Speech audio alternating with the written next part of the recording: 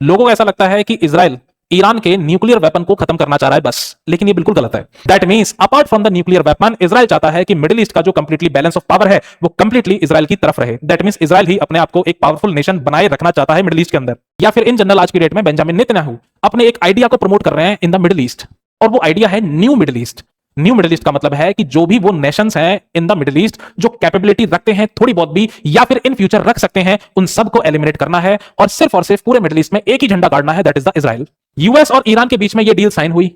US ने कहा Iran से कि देखो भाई ईरान ऐसा है, आप 3.67% तक आप न्यूक्लियर एनरिचमेंट कर सकते हो, that means for the peaceful purpose. Israel बोलता है, बोला वेपन ग्रेड का एनरिचमेंट तो बहुत बड़ी चीज हो गई, हम ईरान को पीसफुल लेवल तक भी न्यूक्लियर एनरिचमेंट नहीं करने देंगे।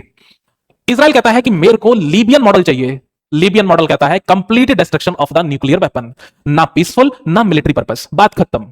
इजराइल कहता है कि मेरे को ये रेडिकल आइडियोलॉजी खत्म करनी है, और रेडिकल आइडियोलॉजी तब खत्म होगी जब रेडिकल आइडियोलॉजी के जड़ पे, दैट मींस रूट पे वॉर किया जाएगा, रूट को खत्म किया जाएगा। और रूट कौन है? ईरान। दैट मींस ईरान देता है हिजबुल्लाह को सपोर्ट और हिजबुल्लाह करता है इजराइल पर अटैक। तो इजराइल हिजबुल्लाह को खत्म करना चाह रहा है और इजराइल को पता है हिजबुल्लाह का जो सपोर्ट है वो कहां से आता है? ईरान से आता है। इसलिए इजराइल कह रहा है सारे झगड़े की जो जड़ है वो ईरान को मेरे को खत्म करना है।